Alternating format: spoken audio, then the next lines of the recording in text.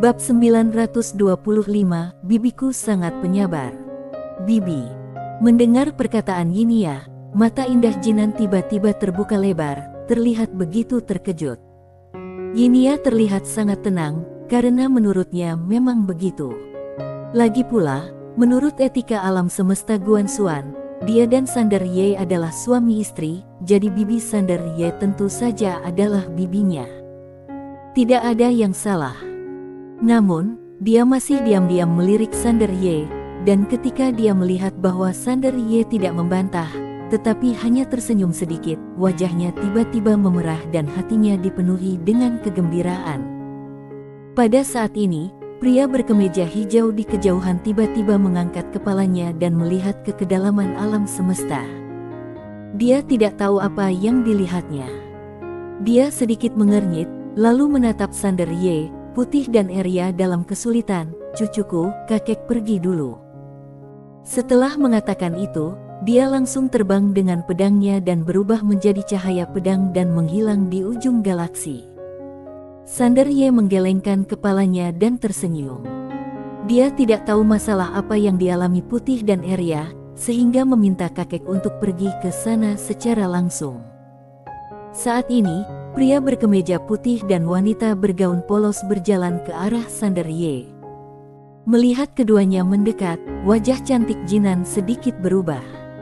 Dia menegakkan punggungnya dan berpura-pura tenang, namun dia menggenggam tangan Yinia dengan jauh lebih kuat tanpa disadari. Yinia buru-buru menepuk tangan Jinan dan menghiburnya lagi. "Jangan takut, bibiku sangat sabar, jamin." Pagoda kecil. Pria berkemeja putih memandang Sander Ye, mengangguk sedikit, dan berkata sambil tersenyum, "Lumayan, dia berkembang sangat cepat, dan dia jauh lebih baik daripada ayah dan aku saat itu." Mendengar hal tersebut, Sander Ye tiba-tiba tertawa. Nyatanya, dia masih sedikit gelisah karena mengetahui kesenjangan antara dirinya dan ayahnya. Jadi dia takut upaya dan perjuangan dia selama ini tiada artinya di mata ayahnya. Sebagai seorang anak, siapa yang tidak ingin diakui oleh orang tuanya? Pria berkemeja putih menepuk bahu Sander Ye dengan ringan dan tersenyum. "Kamu bisa bekerja keras dan berjuang, tapi kamu tidak perlu terlalu stres. Alam semesta ini sangat besar dan kamu bisa pergi kemana-mana. Biarpun jalan tahu penting, manusia hanya hidup sekali, kebahagiaan lebih penting. Aku harap kamu memiliki hidup yang lebih bahagia." Sander Ye sangat tersentuh. Dia mengangguk sedikit, "Aku mengerti." Pria berkemeja putih itu tersenyum, lalu berkata, "Bibimu dan aku masih ada urusan yang harus diselesaikan, jadi kami pergi dulu." Biarpun Sander Ye merasa sedikit enggan, dia tetap mengangguk, "Oke." Wanita bergaun polos tiba-tiba membuka telapak tangannya, dan api langit perlahan melayang di depan Sander Ye. Kemudian, dia menarik pria berkemeja putih di sampingnya dan berbalik, menghilang di ujung galaksi. Hilang. Sander Ye melihat ke ujung galaksi di kejauhan, sedikit kecewa. Reuni selalu begitu singkat. Di ujung galaksi, wanita bergaun polos dan pria berkemeja putih berjalan perlahan di antara bintang-bintang di langit yang mempesona, seperti gambar yang indah, yang memabukkan. Pria berkemeja putih tiba-tiba tersenyum dan berkata, "Dia tumbuh sangat cepat." Wanita bergaun polos itu mengangguk sedikit. Sander Ye melihat ke bagian terdalam alam semesta dan berkata dengan lembut, "Sebenarnya, Destri, tahukah kamu? Aku bekerja sangat keras dan mati-matian. Aku hanya ingin mendapatkan pengakuan dan pujian dari ayahku, tetapi itu sangat disayangkan." Setelah mengatakan ini, dia menggelengkan kepalanya sedikit dan tanpa berkata apa-apa lagi, dia menarik Destri di sampingnya dan menghilang ke ujung galaksi. Tak lama setelah keduanya menghilang, pria berkemeja hijau tiba-tiba muncul di lapangan. Dia melihat ke ujung galaksi di kejauhan. Setelah sekian lama, dia bertanya, "Zira, apakah aku salah?" Kilatan cahaya ungu melintas, dan seorang wanita cantik berpakaian ungu muncul di samping pria berkemeja hijau. Wanita itu memegang tangan pria berkemeja hijau dan berbisik, "Itu sebuah kesalahan." Pria berkemeja hijau tidak berkata apa-apa. Wanita itu menambahkan, "Metodenya salah, tapi hatimu tidak salah." Saat dia berbicara, dia dengan erat memegang tangan pria di sebelahnya. Hanya dia yang tahu betapa sulitnya bagi pria di sebelahnya untuk berjalan sepanjang jalan. Ayahnya pergi ketika dia masih muda, dan ketika dia dewasa, ibunya meninggal, tetuamu yang memperlakukannya seperti seorang anak juga meninggal. Sepanjang jalan, tidak ada seorang pun yang melindunginya, dan dia bergantung sepenuhnya pada dirinya sendiri. Dia melakukan pertempuran berdarah yang tak terhitung jumlahnya dan membakar jiwanya. Pria berkemeja hijau menghela nafas pelan, menarik wanita itu dan menghilang di ujung galaksi. Domain naik surga. Ketika pria berkemeja hijau dan yang lainnya pergi, semuanya beres. Entah itu klan Li atau Trako dan lainnya, mereka semua menghela nafas lega. Harus dikatakan bahwa setelah pertempuran ini, mereka hampir putus asa beberapa kali. Apalagi saat ketua Aula Jalan Jahat ketiga keluar, saat itu juga mereka semua memikirkan cara mati. Itu terlalu kuat. Dao Jun dan yang lainnya sebenarnya baik-baik saja, karena mereka sudah melihat kekuatan wanita bergaun polos, sehingga mereka selalu menyadarinya. Namun mereka masih sedikit panik, karena kekuatan yang ditampilkan oleh ketua Aula Jalan Jahat ketiga memang terlalu menakutkan. Dan mereka tidak menyangka biarpun sekuat ketua Aula Jalan Jahat ketiga, dia tetap akan dibunuh seketika oleh Dewa Pedang Wanita bergaun polos. Bunuh Ranah Mitao hanya dengan satu pedang. Kalau mereka tidak melihatnya dengan mata kepala sendiri, mereka tidak akan mempercayainya biarpun mereka dipukuli sampai mati. Tak lama kemudian, senyuman muncul di wajah semua orang. Setelah bencana, akan ada berkah di masa depan. Pada saat ini, Kaisar Yong tiba-tiba menghampiri Sander Ye dan berkata, "Teman Ye, waktunya pergi." Sander Ye berkata, "Pergi ke neraka Avici." Kaisar Yong mengangguk sedikit, "Aku tidak khawatir dia berada di sana sendirian. Aku ingin ikut bersamanya.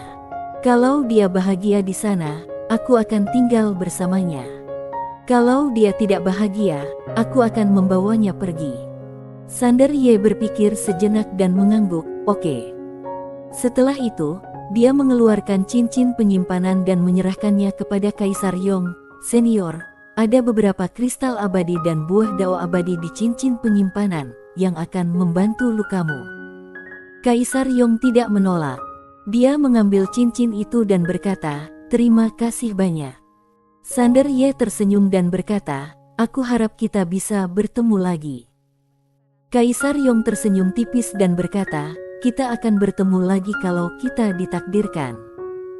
Setelah mengatakan itu, dia menangkupkan tangannya dan kemudian berubah menjadi cahaya hitam dan menghilang ke kedalaman langit berbintang. Sander Ye melihat ke kedalaman langit berbintang. Setelah beberapa saat, dia menarik pandangannya, menoleh untuk melihat orang-orang di lapangan, dan berkata sambil tersenyum, "Bagikan harta." Semua orang tercengang. Sander Ye mengeluarkan semua cincin penyimpanan. Dia menghitungnya dan menemukan ada 560.000 garis keturunan leluhur dan lebih dari 36.000 kristal abadi. Selain itu, ada berbagai harta suci, senjata ajaib, hukum atau semacamnya. Tentu saja, Sander Ye tidak memilih untuk mengambil semuanya untuk dirinya sendiri.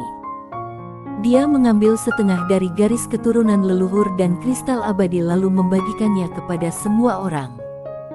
Senjata dan teknik sihir suci lainnya juga dipilih semua orang sesuka hati. Kalau ada lebih dari satu orang yang suka, maka lelang di tempat, semua orang akan membagi hasil lelang. Yang paling berharga di antara mereka adalah Sutra Zhouwu, peninggalan Kaisar Tao Zhouwu. Inilah yang diinginkan semua orang, karena keterampilan ini bisa memungkinkan orang mencapai ranah Mitao. Sander Ye tidak melelang Sutra Zhouwu ini, tetapi langsung menyalin lusinan salinan dan membagikannya kepada semua orang. Semua orang mendapat kesempatan. Semua orang tertawa lebar-lebar. Ini benar-benar untung besar. Setelah pertempuran ini, semua orang langsung menjadi kaya. Faktanya, dibandingkan kekayaan tersebut, yang lebih dihargai semua orang adalah koneksi Sander Ye. Belum lagi kekuatan keluarga Sander Ye sendiri juga jenius. Jenius sekali, begitu dia mencapai ranah Kaitao, dia pasti tak terkalahkan di level yang sama. Dan memiliki jaringan kontak ini bisa dikatakan sebagai jaminan. Perjalanan Tao selalu seperti berjalan di atas es tipis, dengan bahaya yang tidak bisa diprediksi. Tidak ada yang tahu bahaya apa yang akan terjadi di masa depan. Kalau kamu bertemu dengan orang yang tak terkalahkan di masa depan, jaringan koneksi ini bisa menyelamatkan nyawa. Kalimat berikutnya, kalau aku mengenal Tuan Ye, mungkin aku bisa merajalela di alam semesta. Memikirkan hal ini, senyuman di wajah banyak orang tiba-tiba menjadi lebih cerah. Dan dinasti Zhou tidak diragukan lagi adalah yang paling bahagia. Bagi mereka, Sander Ye bukanlah koneksi, dia adalah salah satu orang mereka. Mulai sekarang, bahkan jalan Tao yang ada pun akan memberikan muka pada dinasti Zhou. Tentu saja Kaisar dinasti Zhou lebih banyak berpikir, saat bulan purnama tiba maka bulan sabit akan datang, dan saat mencapai puncaknya, niscaya dinasti Zhou sudah mencapai kepurukan. Pada saat ini, dinasti Zhou perlu lebih berhati-hati. Bencana dimulai dari kesombongan. Ketika dinasti Zhou mengandalkan pengaruh Sander Ye untuk mulai melakukan kejahatan, maka dinasti Zhou menghancurkan dirinya sendiri. Memikirkan hal ini, Kaisar dinasti Zhou memutuskan untuk berdiskusi baik dengan Fanny Zhou setelah kembali dan merumuskan beberapa undang-undang untuk mengekang rakyat dinasti Zhou, khususnya keluarga kerajaan dinasti Zhou. Pada saat yang sama, setelah kembali kali ini, dinasti Zhou harus bergabung dengan Akademi Guanxuan secepatnya. Sebelumnya, dia masih sedikit enggan. Bagaimanapun, dinasti Zhou adalah peradaban kosmik tingkat 4, yang jauh lebih kuat dari alam semesta Guanxuan saat ini. Namun setelah pertempuran tadi, dia mengerti bahwa kalau dinasti Zhou bisa bergabung dengan Akademi Guanxuan, itulah berkah besar bagi dinasti Zhou. Dinasti Zhou pasti bisa mencapai level yang lebih tinggi dengan Akademi Guanxuan. Sentuh alam semesta peradaban tingkat kelima. Siapapun yang tidak memeluk paha ini adalah bodoh. Saat ini, Draco tiba-tiba berjalan mendekat, dan dia tersenyum tipis. Tuan Ye, aku ingin tahu apakah alam semesta Guanxuan masih membutuhkan tenaga kerja.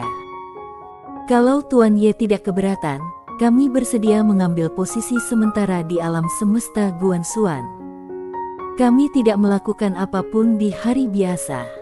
Kalau terjadi sesuatu, kami akan menjadi orang pertama yang datang. Di belakang Draco, Pingo dan yang lainnya buru-buru mengangguk. Setelah pertempuran ini, biarpun hubungan setiap orang menjadi lebih dalam, mereka tahu betul bahwa kalau ingin lebih dalam, mereka harus terikat bersama. Bergabunglah langsung dengan Akademi Guanxuan. Dengan cara ini bukan hanya hubungan pribadi, tetapi orang sendiri. Mereka sangat jelas antara makan sekali atau makan setiap kali. Mendengar perkataan Draco, Sander Ye tersenyum dan berkata, itu yang kuharapkan. Orang-orang di depan dia ini semuanya ranah Kaitao, dan mereka bukan ranah Kaitao biasa. Kalau mereka bersedia bergabung dengan Akademi Guanxuan, untuk saat ini akan sangat membantu Akademi Guanxuan. Kali ini, Han Toli menghampiri Sander Ye dan berkata sambil tersenyum, Saudara Ye, klan Li juga ingin bergabung dengan Akademi Guanxuan. Sander Ye terkejut. Klan Henshan juga bersedia. Saat ini, Hena juga datang dengan tergesa-gesa. Keduanya memiliki ide yang sederhana. Mereka tidak bisa mencapai peradaban kosmik tingkat kelima hanya dengan mengandalkan keluarga mereka sendiri. Terlebih lagi, Selama bertahun-tahun, mereka sudah menghindari peradaban Tianxing dan terus-menerus bermigrasi, yang sungguh menyedihkan. Dengan bergabung dengan Akademi Guanxuan, tidak hanya bisa berkembang pesat dengan memanfaatkan momentum Akademi Guanxuan, tetapi juga tidak lagi mengkhawatirkan peradaban Tianxing. Bagaimanapun, peradaban Tianxing dan Tuan Ye berada di grup yang sama. Sander Ye melirik Hena dan Hantou Li, "Kamu yakin?" Hantou Li mengangguk. Hena pun mengangguk, "Aku sudah menghubungi ketua klan dan mereka sangat bersedia." Awalnya klan Hengshan sangat marah dan ingin mengeluarkannya dari klan Hengshan. Jangan bercanda, 9 suku Zhouwu berpaling ke orang lain. Ini benar-benar pengkhianatan. Saat mengetahui Kaisar Tao Zhouwu dan Ketua Aula Jalan Jahat ketiga tewas seketika dengan satu pedang, sikap klan Hengshan tiba-tiba berubah 180 derajat. Sekarang, dia, Hena, adalah calon ketua dari klan Hengshan. Saat ini, seorang wanita datang dari kejauhan, itu tidak lain adalah Mola Jimo yang bersembunyi di kegelapan. Mola Jimo membungkuk sedikit kepada Sander Ye, "Tuan Muda Ye, klan Jimo juga ingin bergabung dengan Akademi Guanxuan." Bersambung.